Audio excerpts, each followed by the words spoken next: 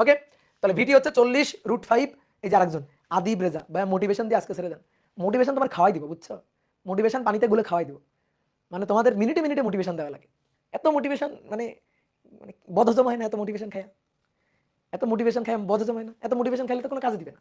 যেমন ওষুধ যদি বেশি খাও, বুঝছো, কাজে দিবে না। তখন মনে করো যে ওষুধের পার্শ্ব প্রতিক্রিয়া শুরু হবে। তো মোটিভেশন হচ্ছে এরকম, বেশি মোটিভেশন খাইতে হয় না। বেশি মোটিভেশন খাইলে ওটা কাজে দিই না।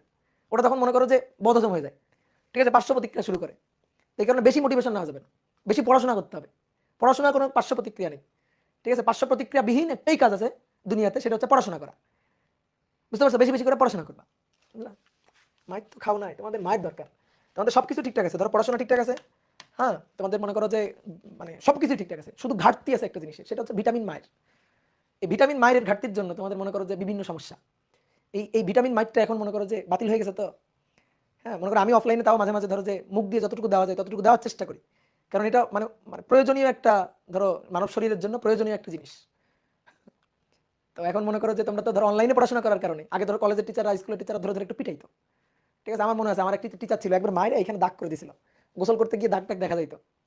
মানে কয়েকদিন মনে করো জামাই খুলি নাই লজ্জাতে। তো ওই রকম মায়ের দরকার তোমাদের, বুঝলা? ভিটামিন মায়ের দরকার, হ্যাঁ। এবার আসো একটু পরে আসি। তাহলে